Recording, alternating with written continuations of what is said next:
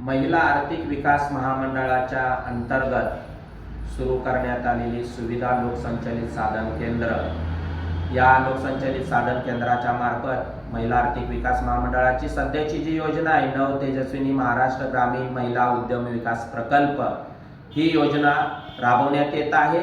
आणि या योजनेच्या अंतर्गत या लोकसंचालित साधन केंद्राचं काम अत्यंत सुंदररित्या उल्लेखनीयरित्या सुरू आहे।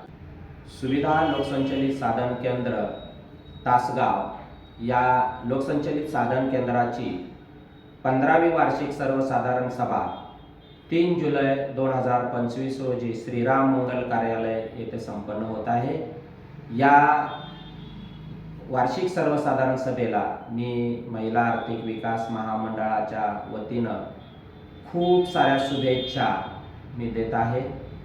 या सुविधा लोकसंचालित साधन केंद्राचा विस्तार जर आपण बघितला तर तासगाव तालुक्यामध्ये 30 गावांमध्ये हे सुविधा लोकसंचालित साधन केंद्र गेल्या 15 वर्ष झालं अविरतपणे कार्य करत आहे आणि अत्यंत चांगल्या पद्धतीनं महिलांच्या सक्षमीकरणाचं काम, महिलांना घडवण्याचं काम, महिलांना उभं करण्याचं काम या सुविधा लोकसंचालित साधन केंद्राच्या माध्यमातून झालेलं आहे। त्यामुळे मी सुरुवातीलाच या CMRCचे व्यवस्थापक दत्ता कोकाटे आणि त्यांच्या संपूर्ण टीमला आणि या लोकसंचालित साधन केंद्राच्या अध्यक्ष आणि त्यांच्या संपूर्ण टीमला मी खूप साऱ्या हार्दिक शुभेच्छा देतो। आणि या लोकसंचालित साधन केंद्राच्या मार्फत जर आपण बघितलं तर आता 342 बचत गटांची स्थापना करून यामध्ये 3825 इतक्या महिलांचं संघटन करून या महिलांना मुख्य प्रवाहामध्ये घेऊन या महिलांचं सक्षमीकरण करण्याचं अत्यंत उदात्त काम, अत्यंत चांगलं काम, अत्यंत समाजाला पुढे घेऊन जाण्याचं काम या सुविधा लोकसंचालित साधन केंद्राने केलेलं आहे। हे अत्यंत स्पृहणीय, उल्लेखनीय आणि अभिमानाची बाब ही तासगावकरांच्यासाठी आहे। निश्चितच या बाबतीमध्ये यांचं कौतुक करावं तेवढं कमीच आहे। या लोकसंचालित साधन केंद्राच्या माध्यमातून महिला आर्थिक विकास महामंडळाने जे काही सब प्रोजेक्ट करून दिलेले आहेत, या सब प्रोजेक्ट यांनी जे काही राबवलेले आहेत ते एकंदरीत 5 सब प्रोजेक्ट सध्या या लोकसंचालित साधन केंद्रा माध्यमातून महिलांच्या विकासासाठी, महिलांच्या उन्नतीसाठी आणि उपजीविकेसाठी राबवले जात आहे। आणि या 5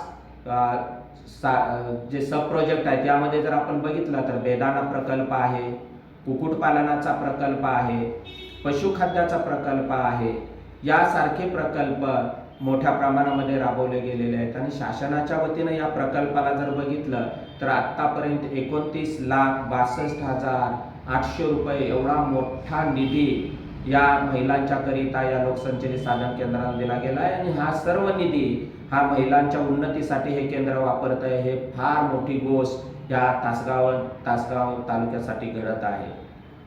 आपण जर बघितलं तर महिला आर्थिक विकास महामंडळाच्या वतीनं सुद्धा व्हल्नरेबल सपोर्ट फंड जो निधी आहे तो गरीबातील गरीब महिलांना दिला गेला आहे। तो जवळजवळ 75 महिलांना आतापर्यंत देऊन या महिलांना सपोर्ट देण्याचं काम या लोकसंचालित साधन केंद्राच्या माध्यमातून झालेलं आहे।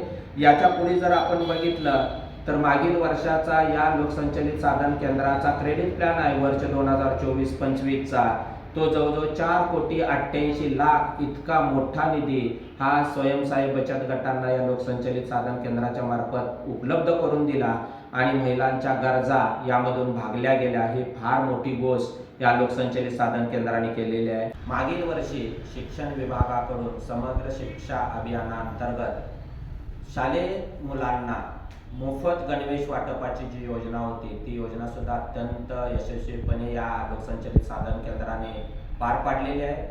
याचा जर आपण बघितलं तर 4 तालुक्यांमध्ये शालेय गणवेशाचं पुरवठ्याचं काम या लोकसंचालित साधन केंद्राने केलेलं आहे। यामध्ये आहे तासगाव, आटपाडी, खानापूर, कडेगाव या 4 तालुक्यामध्ये वाटप केले। जवळजवळ 29,000 विद्यार्थ्यांना मोफत गणवेश वाटप या लोकसंचालित साधन केंद्राच्या मार्फत झालेलं आहे।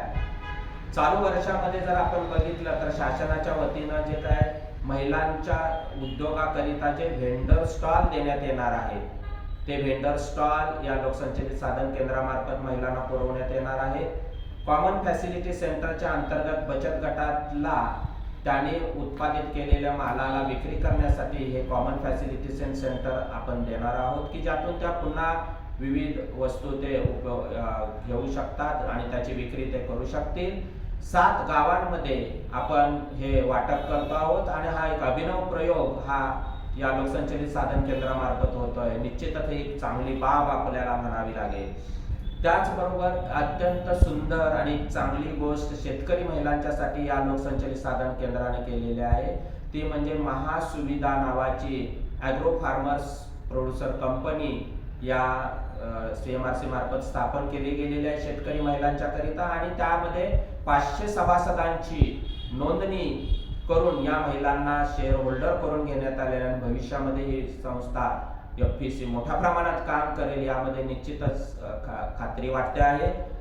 या लोकसंचलित साधन केंद्रामधून महिलांच्या बनवलेल्या जे वस्तू आहेत त्यांना विविध प्रॉडक्टना प्रदर्शनामध्ये सहभागी करण्याकरिता जिल्हास्तरीय जे प्रदर्शन घेण्यात आलं, या जिल्हास्तरीय प्रदर्शनामध्ये महिलांनी सहभाग घेऊन मोठ्या प्रमाणात वस्तूंची विक्री केली गेली. ही पण एक खूप सुंदर बाब या लोकसंचलित साधन केंद्रामार्फत झालेली आहे. मार्केट आउटलेट जे सांगलीमध्ये सुरू केले गेलेलं, या मार्केट आउटलेटला सुद्धा महिला त्यांच्या वस्तू विक्रीकरिता देत आहेत. खाद्यपदार्थ त्यामध्ये आहे, इतर शोभेच्या वस्तू आहेत त्यामध्ये देत आहेत आणि त्यांची विक्री सुद्धा करून त्याचे पैसे त्या महिलांना देत आहेत. ही सुंदर बाब या ज्याच्यामध्ये झालेली आपण दिसून येत आहे. त्यामुळं अतिशय उल्लेखनीय काम या लोकसंचलित साधन केंद्राने केलेलं आहे. या लोकसंचलित साधन केंद्र हे स्वबळावर उभा असून दरवर्षी हे लोकसंचलित साधन केंद्र त्यांचा स्वतःचा बिझनेस प्लॅन तयार करत असतं आणि मागच्या वर्षाचा जो बिझनेस प्लॅन आहे तो जवळजवळ 18 लाख रुपयाचा बिझनेस प्लॅन या लोकसंचलित साधन केंद्राने केलेला होता. आणि निश्चितच हे 18 लाख रुपये या लोकसंचलित साधन केंद्राने मागील वर्षी उभं केलंय. ही सुद्धा फार मोठी आणि कौतुकाची बाब ही संपूर्ण टीमसाठी जाते. त्यामुळे पुन्हा यांचं अभिनंदन करावंसं असं वाटतं. याला जोडून जर बघितलं तर निव्वळ महिलांना कर्ज देणं आणि महिलांचे छोटे मोठे उद्योग उभे करणे एवढंच कार्य हे लोकसंचलित साधन केंद्र करत नाही, तर महिलांच्या सक्षमीकरणाकरिता, महिलांच्या आरोग्याकरिता हे लोकसंचलित साधन केंद्र काम करत आहे. आणि आरोग्य शिबिर महिलांचे मागील वर्षभरामध्ये घेतलेले आहेत. महिलांच्या करिता न्यूट्रिशियस गार्डन ज्याला आपण परसबाग म्हणतो, या परसबागा या लोकसंचलित साधन केंद्रामधून उभ्या राहिले. मागील वर्षभरामध्ये वृक्षारोपणाचे कार्यक्रम घेतलेले आहेत. यामध्ये आपण जे महिला लहान मुली आहेत त्या मुलीच्या जन्माचे स्वागत सुद्धा या लोकसंचलित साधन केंद्राने घेतलेलं आहे.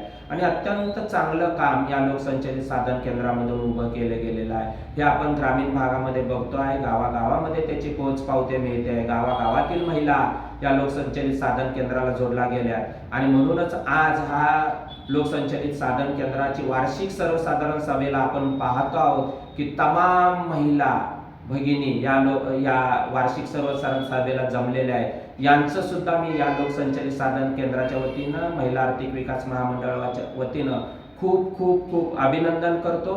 पुढील कार्याला त्यांना मी या शुभेच्छा देतो आणि या लोकसंचलित साधन केंद्राची उत्तरोत्तर प्रगती हो, याला जोडल्या गेलेल्या महिलांची उत्तरोत्तर प्रगती हो, यांचे छोटे मोठे उद्योग व्यवसाय जे सुरू आहेत ते वाढीस लावो आणि सर्व महिला स्वतःच्या पायावर उभे राहून सक्षम बनाव्या, एवढे मी त्यांना शुभेच्छा व्यक्त करतो. थांबतो. जय हिंद, जय महाराष्ट्र.